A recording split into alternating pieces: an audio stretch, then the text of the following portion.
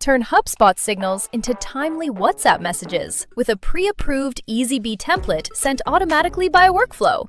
Before starting, confirm your WABA number shows connected under Eazybe's channel view and that WhatsApp integration by Eazybe is installed in HubSpot. In HubSpot, open Automation, select Workflows, and click Create Workflow. Choose From Scratch to build a custom contact-based automation. Click Met Filter Criteria, then choose Contact and Contact Properties.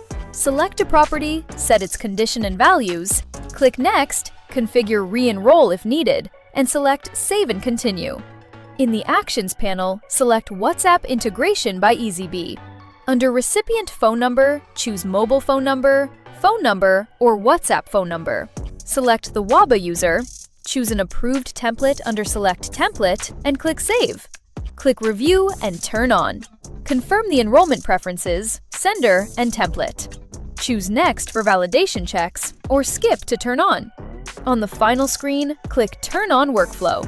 HubSpot now activates your ready-to-use WhatsApp template automation. Matching contacts can now receive your approved template automatically.